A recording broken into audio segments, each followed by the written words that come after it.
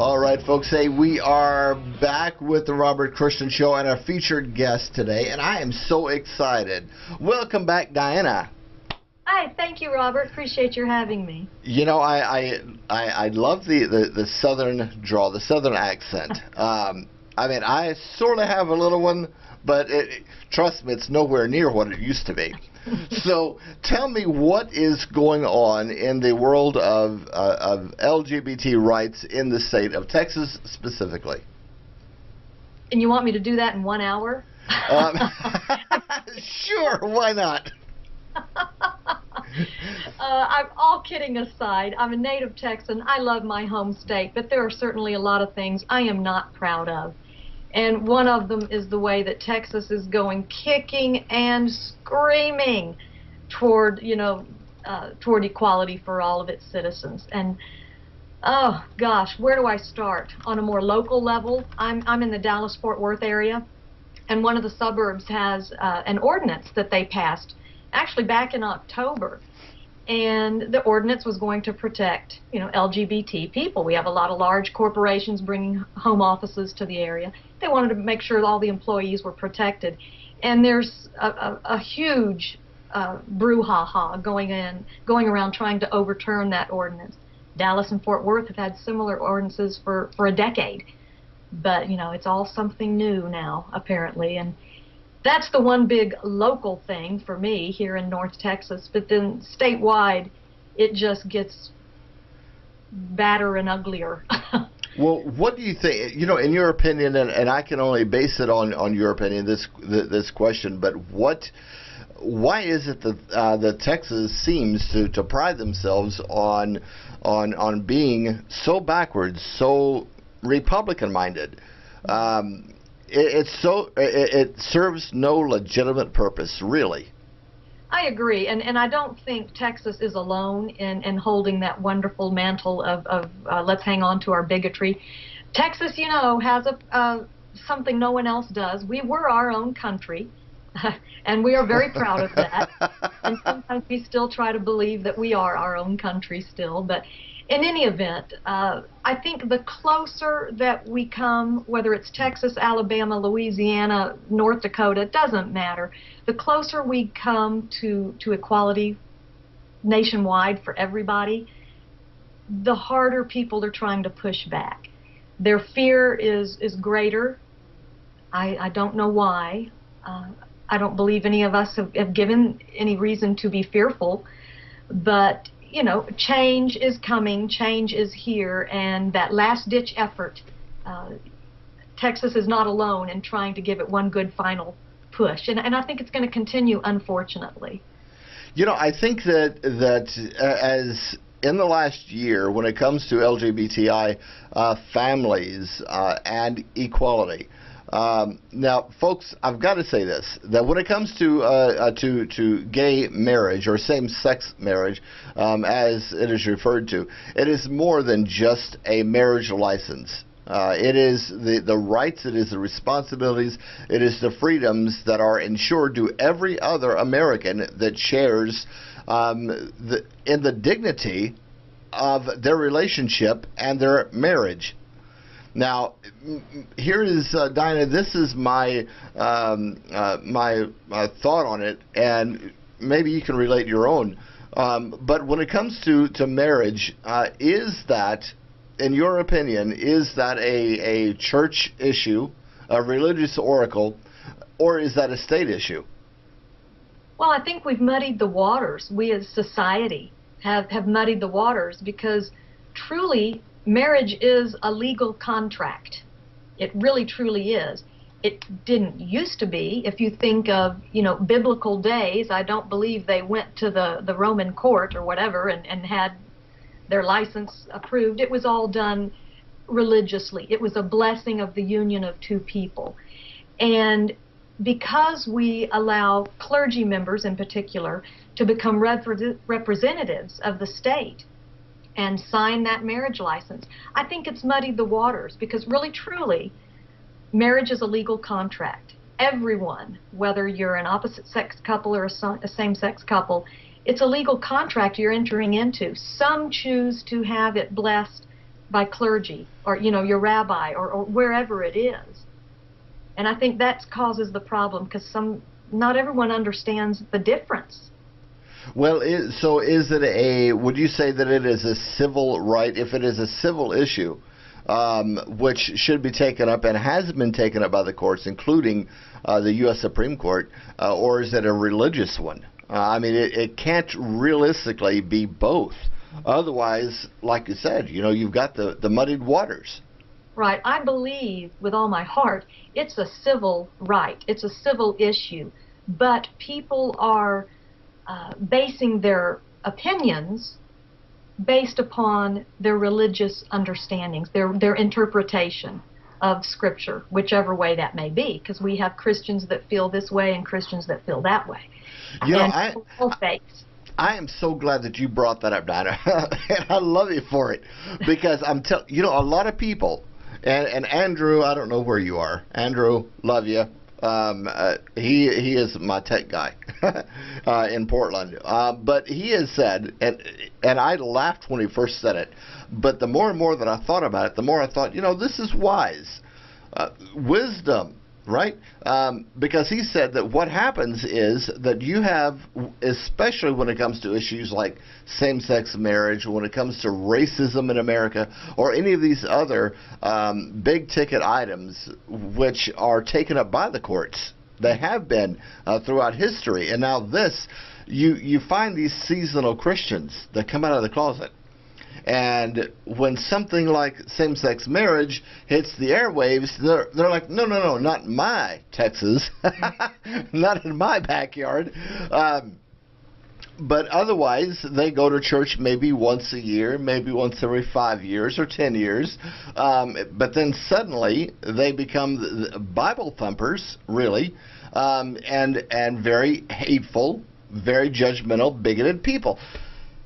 Have you run into people like this in your life? Oh gosh, yes. Haven't we all?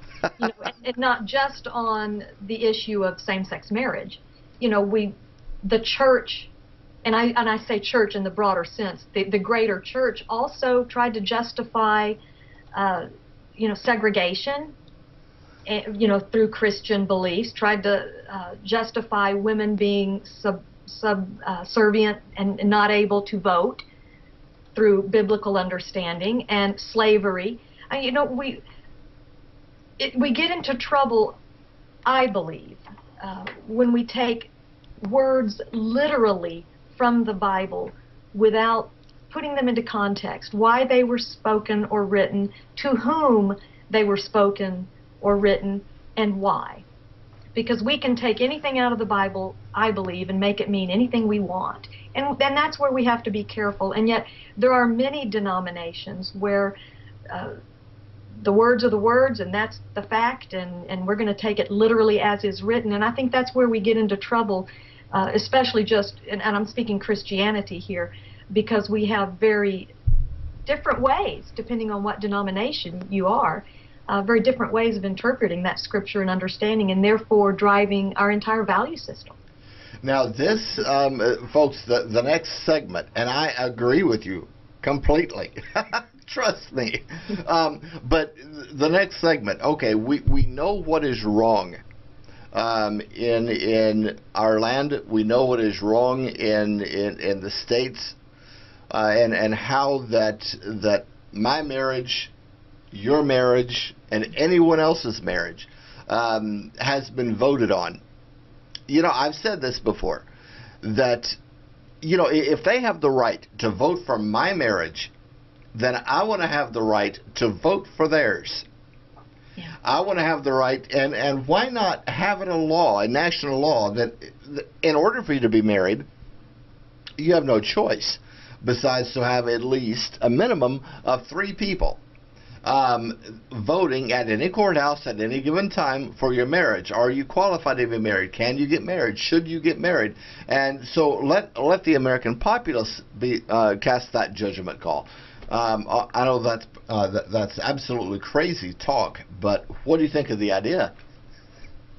Well, I'll agree with you. It's crazy talk, but it does make for an interesting thought, doesn't it? Because if we really truly left the civil rights of our neighbor up to a popular vote, where would we be? Because let's face it, most of the big issues, civil rights or social issues that we've faced in the last 100 years would never have occurred if we had left it to the vocal group that was doing the voting, that was doing the lobbying, and it's that small group, no matter how small they are, that needs the most protection, and we cannot rely, unfortunately, on the democratic process to always do the right thing. That's why we have the court system. That's why we have the three-pronged government that we have, checks and balances. One does things that maybe the others aren't doing or seeing, and I think it's so important, the climate that we've got right now, with the courts stepping in and saying, you know what, this is a basic civil right, and no matter what you feel about it, right or wrong, it's a civil right. We could say the same for divorce. A lot of people might feel that's just really wrong, but we allow people to get divorced. It might not be right for you, but what if it's right for me because of the situation I'm in? I think we can always play devil's advocate with just about anything, I'm afraid. And this one, I think that you're right, but we can, and this is what I find in media a lot, is they address at times what is so wrong and what is so backwards, haphazard in our society. But when it comes to fixing the problem, who in the community is actually standing up to fix what is wrong? That's a good question, because we really need more people to stand up and fix, and standing up and saying how wrong or how much we disagree with the others doesn't really help a thing. I think the way we, whoever that we is, whether it's those of us in the gay LGBT community, whether it's our straight allies, whether it's large employers, large corporations, whoever the we is, needs to stand up and help humanize this whole, and I hate to even call it an issue, but the whole scenario around LGBT, basic rights.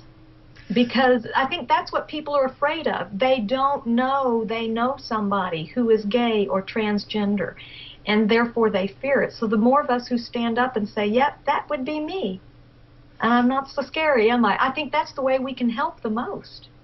Well, I think perhaps that one of the big issues that people have is admitting and saying, even in the state of Texas, hey, look, I've got it. I know somebody that's gay. I've got a gay family member that is sort of like the love that doesn't bear its name. I mean, look, we've been there, done that, right? Yeah.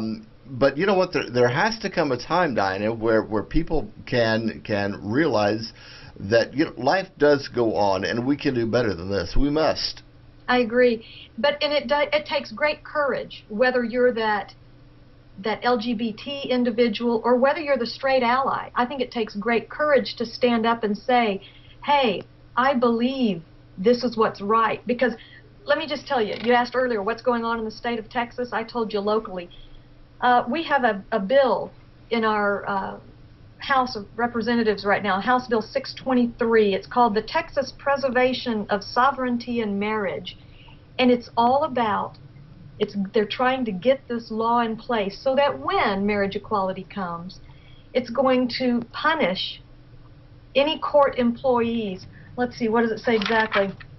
That it would revoke all salary, benefits, and pensions for any public servant who issues a license to a same-sex couple. So, here's that straight ally trying to stand up for their convictions. They might lose their pay, their job. Oh, but that's also the case for the LGBT individual. There are many places where we could stand up stating who we are and lose our jobs too. So it's not right on any plane, but it's still a very real risk, and I think we all have to understand the courage that it takes to stand up and, in the face of these real threats. Well, life does go on, and there are major threats to the gay and the lesbian community in the States. Now, we could, of course, look at the same community in Africa, in India, where, in Afghanistan, Pakistan, where you would be stoned to death. Oh, yeah. Because you're gay. Here in the news, in the last week, there was a news story that a man was found, I guess, guilty, perhaps, of being gay, and was thrown off the top of a building. Wow. The man survived.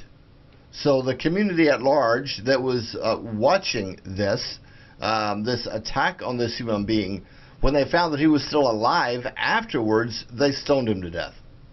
That was last week.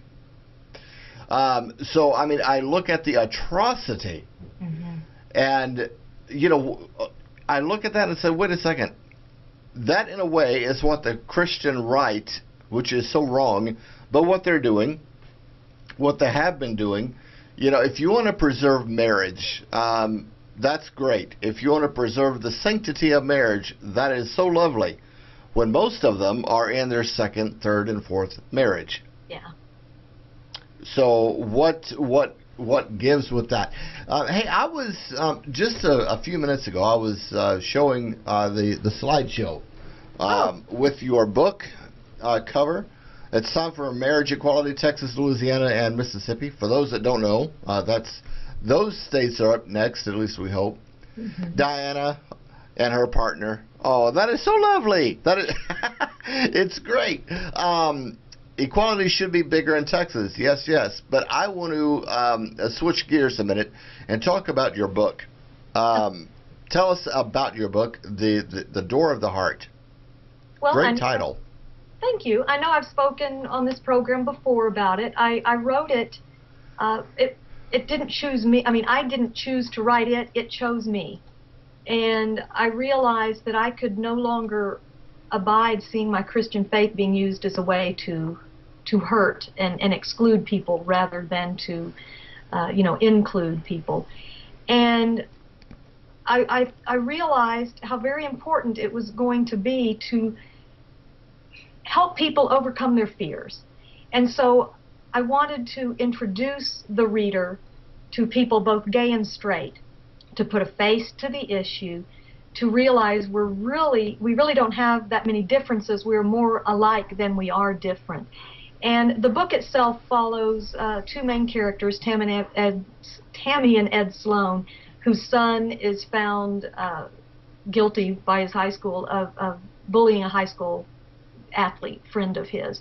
And the repercussions are huge, and we follow Tammy's growth as she becomes not only more compassionate, but actually begins working as an advocate for LGBT rights. And that, as you can understand, I failed to say, Ed is a Texas politician, and conservative Texas politician. So that drives quite a wedge. So we're looking at this heterosexual relationship. We have multiple storylines with many other characters, both gay and straight, young and old, to bring it all home and help us really put it into perspective, which is love, you know.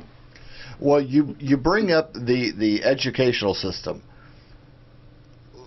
Do you believe, and this is something that we haven't specifically addressed, but for the next little bit, let's get into it.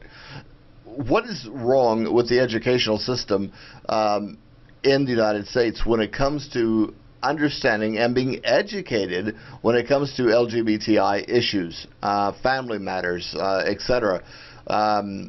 Starting from grade school, what should a grade schooler know? Well, and are you saying whose responsibility is that in the educational system, or? Well, sure, yeah. Well, I mean, of course you can start there, but ultimately there is something that should be taught that isn't. I agree, and I think one problem that we as a nation have is that we are relying on our educators, our teachers, to teach all the tough stuff we don't want to teach at home. And if they do try to teach something, you know, let's take sex education as an example, Then the teachers and the school districts get in trouble for having trampled on somebody else's belief. Well, I'm not even going to talk about that because we believe in abstinence. I think I don't know that the school system is the place to teach this. I think the schools definitely are a place to teach leadership and compassion and respect for your neighbor, your fellow student, and your teacher. But, then we get in that slippery slope of morals, and I don't see anything but more headache and heartache coming from that. I think this has to come from parents teaching their children what they believe, what is right, what is wrong. Sometimes I might agree with what they're saying, and sometimes I might not. But, so be it. And I think that's important, though, for families to have these discussions. I don't know that these discussions happen. That's the problem. There are no discussions. There aren't discussions at school. There aren't discussions at church. There aren't discussions at home. We get them in the media. We get them on Twitter and Facebook, and they're sound bites full of hurt and dismay, and that's not good. Diana, I said this, I can't remember if it was the last show that we had you on, but it hasn't been that long ago. But I said, you know what, because several years ago, my partner Steve, he and I, we had battle royale. We did over this issue. Mm-hmm. He said, why don't you talk about our relationship in church? That's what he said. Now, for those right-wingers, right-wing Christians, listen up, right? Let's get the earplugs out of your ear. I told him then, I said, you know what, sexuality and talking about relationships like this have no place in the church. And then wait, about a year later, I'm telling you, I had to eat my words, Diana, because I said, wait a second. No. Because if people cannot be honest with who that they are to their peers, even in the congregation of their peers, right? No matter how evil that these peers may be that sit in the church pew right along with you, right? No matter how bad that they have judged you. But if you can't be honest with them, who can you, and in the face of diversity, mind you, who can you be honest with? Nobody. Because you're going to church to become part of a family, or going to your temple or your mosque, wherever it is. You're a part of a worshiping community, a family, and I think it's vital to be who you are. Once again, I'm going to get back to the same thing I've been saying. I think it's important for us to let people know who we are. That when we have a birth of a grandchild, Charlotte and I, my wife and I, it was announced in church that we had a new grandchild. It's known we are a couple. It is known that we are married. Now, like you, I don't know that I agree with someone standing up in the pulpit and talking politics or stuff like that, because I can get that by watching the news or going to a stump meeting, when the candidates come through. I think church and your temple, your mosque, they're for the spirit, they're for the soul, and we need to feed that and help each other, and we can only do it when we're honest with who we are, I think. I agree. Hey, Dinah, let's take the bottom of the hour break. Folks, we're going to be back right after this, ladies and gents, with our featured guest, Dinah Finfrock-Farr. We've had her on before. We had a fantastic response the last time that she was on, and I want to know a little bit more about her book specifically, don't you? Anyway, folks, so, hey, Sweet Talker maybe, right? let's get into our book a little bit. Folks, we'll be right back. This is Michael Cagle with Over the Rainbow. Lovely song, and how eloquent it is, especially for today. We'll be back, folks, with more of the Robert Christian Show.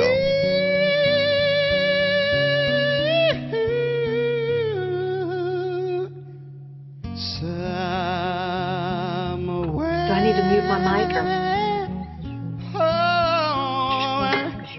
The rainbow. Or you guys want to talk? It doesn't look like that on the screen, but your head is lower. Okay, you did that. Look at representative or talk about conservative position, all those figures. Okay, say a word about it. Okay, wait. Schools, when students, the teachers and students say that, do you know what that means? Tell them derogatory. It's not a nice word to say about people because it's Wow, wow, wow. Hey, Michael. Hey, I love you, guy. Folks, that's Michael Cagle. We've had Michael Cagle on the Robert Christian Show. Somewhere over the rainbow. Shall there be a box of Skittles? What do you think? Some people like Skittles. No, they are not a sponsor of the show. Yeah, let's listen to Michael just a minute longer, right? Sing it, Michael. Dreams that you dare to dream, ready to come true. You know what, folks? Life is full of dreams. There are dreams, there are dreamers. There are people who have a dream, people who have a vision for life and for equality. And those are the people that I have been talking about, Diana, for a long time. I've got to really say that, right? Let me belt it out. You know, seriously, because I like people in my life that are movers and shakers, people that not just have a dream, but share the dream. They empower each other. That is so empowering to me. And you are a very empowering person, Dinah. very kind. Thank you, Robert. And folks, look, okay, wait. We said this and we covered this the last time that Dinah was on. Her brother. I love him. I think it's great. Her brother is a meteorologist in the Dallas-Fort Worth area. I remember this show. Oh my! It's either going to show my age or his. But I remember as a little snot-nosed brat, right? Watching David Finfrock on Channel 5 years and years ago, right? And I was like, oh my God. And then when I later, many years later. I'm just 29. When things just happened, things exploded, and I got in touch with Dinah, or she got in touch with me, and I've figured out what she even told us, who her brother was. I was like, oh, do tell. I mean, my God. I mean, it has been a long time ago, but I still remember his name. So, to her brother, hello. What's the weather like today? So, Diana, I know it's cold in Texas, but you know what? When it comes to politics, when it comes to gay and lesbian issues, things get heated up right quick. Mm-hmm. That's the truth for sure. So your book, let's dive into your book. I'm going to do the slideshow, play the slideshow. So tell us about the book. Where can people get it, and what can they expect out of it? Well, the name of the book is The Door of the Heart. You can find it on Amazon or barnesandnoble.com. You can get hard copies or ebook versions. I've got in a few brick and mortar stores in the Austin area, hoping to expand that, but mostly Amazon and Barnes and Noble. The book itself, like I said a few minutes ago, is really for those people who are struggling with the intersection of their belief system and accepting the LGBT community. And I guess the best way to put it is that we start the discussion and we talk about belief systems. We talk about, it's set in Texas, so we talk about the traditions of the South in particular. It's nothing that only Texas has. But I try to help bring compassion to those who may not understand, who fear change, and yet at the same time, for those who may already be allies or members of the LGBT community themselves, it's affirming, and that it helps give courage to no longer be silent, that silence is actually an acquiescence. And if we continue to be silent, in essence, we're agreeing with those that have the louder voices. And so the book is empowering to people, both gay and straight, to stand up and say, hey, this is what I believe. Even though you may believe differently than I do, it doesn't make me wrong. And like I said, I have multiple storylines that weave in and out. So you get the storyline of a high school student or a young child. You get the storyline of two men wanting to get married and have a family. You get the storyline of the heterosexual couple who've been married forever and their son just got in trouble for bullying. So it shows the far-reaching effects that homophobia brings, and so many of us really aren't aware of it. I've got good friends who have been strong supporters of equal rights for all for years and years and years, and they read the book and they said, I had no idea. I had no clue what the lack of just, let's say, marriage equality does to the community, not having that. And that's just one aspect. You know, when we start looking into issues of immigration, what if you're getting married to somebody and they won't recognize your marriage and you're deported? What if you know, are two people adopting a child, they only allow one on the adoption certificate or birth certificates if one of the couple is actually having the child, and then all the many things that marriage brings, and when people are so quick to say, well, I'm against that, that's wrong, they don't realize what they're really saying. They don't realize what is being taken away from an entire sector of citizens. And so I try to, it's an educational tool as much as it is a good read. And I've had many people say, wow, it was a page turner, I just couldn't stop it. I got so into the characters, because the characters are you and the characters are me. The characters are all of us. They're all real stories. It's a work of fiction, but it's all based on true stories and current events. Well, I'd like to ask this about, you know, to a lot of different book authors that I've interviewed over the years, because everybody has to have an inspiration for what they did. What actually inspired you to write that book? I mean, it sounds to me like it's a hodgepodge of a lot of different stories, of a lot of different thoughts and emotions that real people have. And you were fortunate enough to put it down in paper. Well, the inspiration, I guess you could say, is twofold. One, because my wife and I were gradually coming to that point where I'm talking about having the courage to live openly. We had been doing it here and there, but not consistently, and we had finally jumped in with both feet and said, we want to do this. This is how we want to live. And so having that, just you take one step into an open life, you never go back. And I realized how very important it was for me to be able to live that open life and try to help others in living that same open life. And I think I mentioned a little while ago also my Christianity is my faith is very important to me. And I just could no longer stand by silently, which meant that I was, in essence, agreeing with all of the vitriol that I was hearing out there. So the combination of the two, and at the same time, I watched a documentary on the abolitionists telling why Harriet Beecher Stowe wrote Uncle Tom's Cabin. She also had multiple storylines that wove together to introduce America to slaves and slave owners.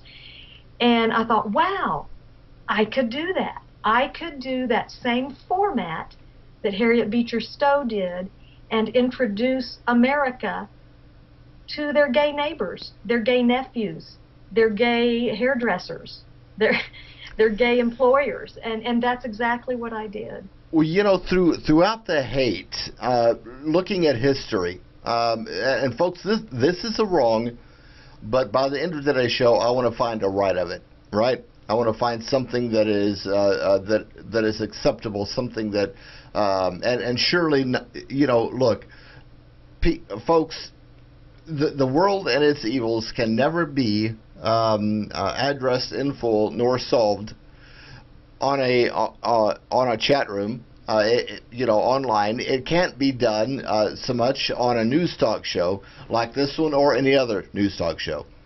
But we can surely raise the lid and say, look, this is what's going on. This is what's boiling over. But when it comes to the issue of hate, historically, hate versus tolerance, two different things.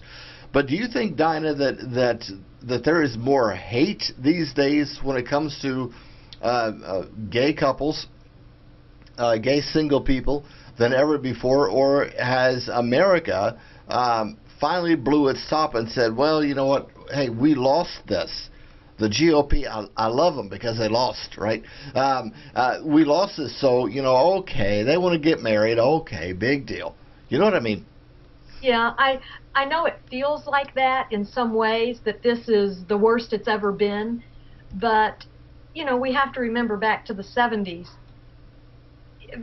Or heck, let's just say a decade ago, when people were being tied on a rope behind a car and drug across East Texas. I remember that story happening here. Yes. And Jasper, so I Texas. think we can say it's worse, but what I think we can say is that it's more blanketed evenly across the country, whereas before, you know, our world was a smaller place.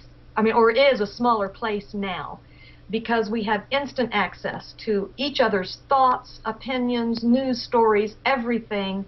And so I think it might appear that it's worse than it's ever been before. I don't know that that's really the truth. I think we are aware of it more than we have ever been before.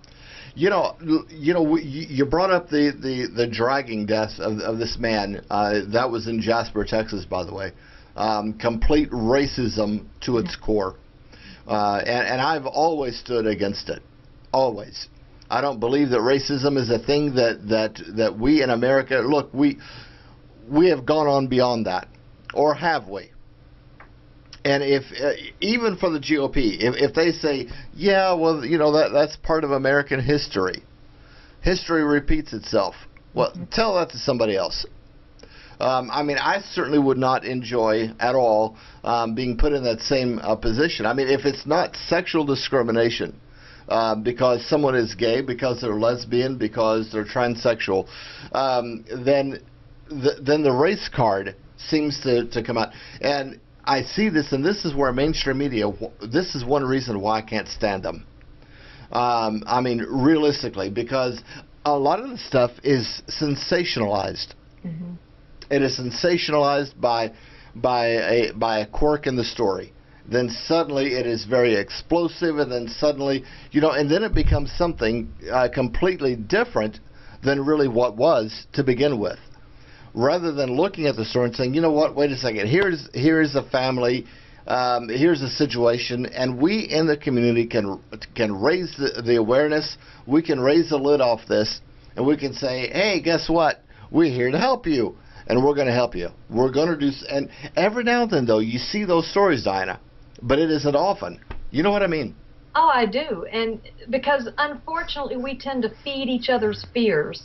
And for some reason, we get a kick out of that. Yes, yes. And folks, her brother does work in mainstream media. I love her brother. I think her brother's great. It's a shame he doesn't work in the Seattle market, you know? So in your book, you mentioned bullying. We had, about a year ago, Judy Shepard, Matthew Shepard's mother, on our live show. That was awesome. Visiting with her, because everybody, it seems, knows her name. They know a bit of her story. They know a bit about Matthew. But in your book specifically, you mentioned bullying. Is that the worst case scenario in your book, or is there some other juicy stuff that happens in it? Well, I told you, it's a work of fiction, but based on true stories and current events. So I've got it all. I've got the bullying. I've got suicide. I've got workplace threats. I've got friends questioning their friends' relationship with God. I've got couples at odds with each other because one feels this way and one feels that. I'm trying to show the reality of it all, because bottom line, the common denominator in all that is what we're feeling in our hearts. And I don't care what laws change, that will help. Don't get me wrong, I'm excited about the laws changing. But just because the laws change doesn't mean that the human heart has caught up and has changed also. And that's where the Door of the Heart is really, truly a vital read, because it makes people really look inside. It makes people really look at themselves and their neighbor or their loved one, whoever it is they need to be looking at. There's a great quote by Socrates. He said, you measure a man's character by the quality of the questions that they ask, and that's not a one-time deal. It's a constant, the questions you ask over your lifetime.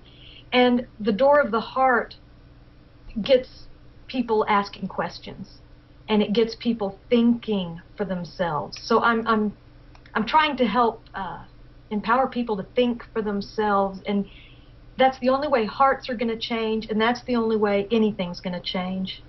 Now, have you had people that have stopped you at the grocery store and have said, I know you and I've read your book? I haven't had that, but I have had people find me through my website, fire me an email and say, oh my gosh, I can't begin to tell you how your book has changed my life.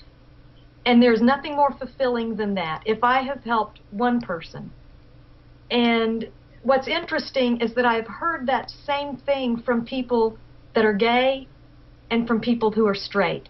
I've heard that same thing from people who are allies and from people who were totally against, any kind of LGBT rights at all. So it's touching people across the board. It's not necessarily for just one sector of society. It's for all of us to read. It's almost, Diana, that I look at Texas, I look at Alabama, that judge, I look at all this madness going on in Florida when it comes to same-sex marriage, and the courthouses shut down now to any marriage at all. I mean, it's totally ridiculous. But I look at these people, and I don't necessarily find a smile behind their smile, but I see a very sad face. Yeah, and I think, past a point, when you're trying to argue something for the sake of argument's sake, how can you smile? Let me give you an example. Charlotte, my wife and I went to the Fifth Circuit Court of Appeals in New Orleans first week of January. That's where the appellate court heard the marriage cases for Texas, Louisiana, and Mississippi. And I can't tell you what an incredible experience that was. But specifically, when our Texas Solicitor General got up to plead his case for the state in front of the justices, he was saying that there are two ways to view marriage. One being a love and commitment between two people, and one for responsible procreation and for keeping unwed children, children from being born out of wedlock. And he said, and if we give same-sex couples the right to marry, they're only going to focus on that one issue of love and commitment. They're not going to focus on the other. And that is the state of Texas's argument. And the judge actually said, are you telling me that you think, by giving same-sex marriage, by making that legal, that it's going to help unwed births and response? No, I'm not. He said, yes, you are. You're saying that. So how can you smile when your argument is as ludicrous as that? Because let's face it, the argument is a moral disapproval, and that comes from the heart. So change the laws all day long, but that moral disapproval is still going to be there, and we have to change hearts in order to really change things. There was a Texas, it's a Dallas County judge is who she was. And I would love to have her on the show. Oh my heavens, whatever. But here she has been sitting on the bench for several years. And she said she had a brainstorm about a year ago, maybe a year and a half ago, and I love her for this. She said, you know what, in my courtroom I am not going to have or do any more marriages, period. until everyone in the state of Texas has the ability to be married if they are gay or if they are straight. And so she's not doing any more weddings. I remember that. It made the headlines around here for a day or two, and then it's I been love a it. big deal.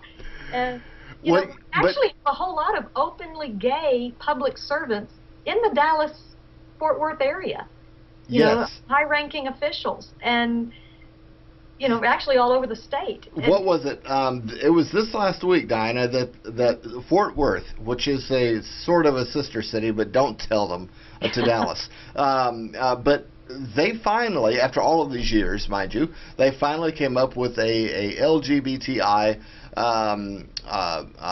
plan or program within the city that if you are a city worker, guess what? Your loved one, no matter if you are gay or if you are married in a heterosexual marriage relationship, guess what? They are entitled to benefits through the city. And I was like, hooray, hooray, Fort Worth, really? Are you kidding? Yeah. Cowtown. And like I stated earlier, Dallas and Fort Worth have both had non-discrimination ordinances for, I believe, more than a decade. And no problem. But now that other smaller suburbs are trying to do it, the problems are occurring. Like Decatur. I know exactly where Decatur is. Oh, my God. Decatur or Boyd or Azle or Weatherford, any of these other smaller communities around Dallas-Fort Worth, Carlton perhaps, Mesquite perhaps, all individual, yet they are all around the Dallas-Fort Worth area, but all of them have different views and different angles to law, and what they will endorse and what they won't. I think they should endorse same-sex marriage without any question. Oh, yeah, I totally agree. I mean, and if you have a moral disapproval of it, that's totally separate from taking away someone's civil rights. You spoke about the insurance a moment ago. If people really truly understood what is being denied same-sex couples. My wife and I are married, have been for 4.5 years almost now, and it's not recognized where we live. So I'm not eligible for her pension. She's not eligible for my Social Security. We can't get on the same health insurance program. There are so many things. Texas is a community property state. If I died tomorrow, or if she died tomorrow, we wouldn't automatically inherit each other's property in the house that a heterosexual couple would have. And it's those kinds of things that shock the heck out of straight allies who have no clue. They're only thinking of marriage as the blessing of the union, which is a wonderful, right, beautiful thing. But there's, if you disagree with that, I will respect that. But I will not respect your trying to justify taking away my civil rights. They're two different things. It is. Let's see, almost 21 years ago, Diana, my partner and I, we were told that our relationship would not last 6 months. And this was from a gay friend of ours. He said, oh, you guys won't last 6 months. Well, 21 years ago, right, here we are, and we're still together. We're still happy. But a lot of even in the world of heterosexualism, a lot of their marriages don't last beyond 5 years. You might find some of the older folks that are in their 60s or 70s or 80s that have been married for 50 years. That's a rarity anymore because marriage in itself, it is almost like a throwaway contract. Whenever you get tired of your partner, throw them away. Go get a new one. It's like a car dealership. We do that in every aspect of our lives. We go get a new job if we don't like our boss. We get a bigger house because this one isn't fancy enough anymore, and our spouse is getting old and wrinkly, so let's trade them in. So that's nothing that is, can be You're blamed. right. That's the LGBT community, but, it happens. And that's why I'm just going to get back to it again. Please, please, please have your readers or listeners and subscribers go get this book, The Door of the Heart. Share it with those people in your life that need to have their hearts opened. And once again, Diana, you had brought up just a little bit ago the House bill number, didn't you? Yes, it was House Bill 623. It's real. It's in the Texas House being considered. I think it might have made it out of committee at this point. That I'm not sure. But I will find out more because Charlotte and I are going down to Austin at the state capitol in about a week. I think it's February 17th for a Texas Faith Day where people of faith are going to lobby our Texas legislature for pro-LGBT across the board legislation, not just marriage equality. We want non-discrimination ordinances. We want everything. And it's going to be people of faith, all different faiths, Christians, Jews, Muslims, Baha'i, that believe it's the right thing to do. So I'm really excited about it. But I'll know more about the other bill by then, I'm sure. Well, you know, I tell you what, I would love to be able to get an email or something from you on that, because I do have family, a lot of family actually, in Dallas, Fort Worth area and in Houston, and friends throughout the state. So, I mean, I look at it from their perspective. Not all of them support same-sex relationships at all. I mean, I've got to be honest. Some do. But either way that it goes, this is an American issue. It's not a Republican or a Democratic issue, but an American one. And we need to address this, Diana, you know, as Americans, and seeking what is right, seeking what is just, seeking the element of truth and freedom. And as Dennis said, our dear friend, late friend Dennis, he said, none are free until we're all free. Ooh, I like that. And isn't the ticklish part trying to figure out which one of us is right? Because just as strongly as you and I believe our opinions on this are right, someone else feels just as strongly the other way. That's why we have to have discussions. Arguments, debates don't help. Hateful, 140-word or character tweets don't help. We need discussions, and that's where the door of the heart helps. It starts the discussion for people. Even if you think we're sitting on opposite sides of the issue, we can find some common ground. Let's try to find it. I want to get a copy of your book and send that to my mother. I hope you will. You know, she does now support same-sex relationships. She now understands it. But for her to be able to read it and to get into the storylines that are mixed and mingled in there, to her it might be yet another eye-opening experience perhaps for her. And folks, hey, I would encourage you to read that book as well. You can get it on Barnes & Noble and Amazon. Amazon.com and BarnesandNoble.com. Fantastic. Well, Diana, I tell you what, the hour has gone. Wow, but didn't realize. It does. I mean, my goodness. I mean, it's either that we're getting older or that conversations just get really good. I guess I like to talk as much as I like to write. That can get me in trouble sometimes. But Diana, I tell you what, we'd love to have you back on again. Definitely, and give a good bird's eye view as to what's going on in Austin, the state capital, and give us a little bit more update on your book as time progresses. I think it is a fantastic idea myself. Thank you. I would love to. And just FYI, we already have our champagne chilling for when that Fifth Circuit verdict comes in, or the ruling comes in, or Supreme Court. Either way, we're ready to go. Well, you know what? I'm ready to go too, and I will toss it up right along with you. Just let me know when and where. Thank you so much, Robert. All right, Dinah, thanks so very much for being our guest today. Folks, wow. What can you say? Dinah Finn-Fruchtvar. I love the lady. She has been a fantastic gem. Absolutely.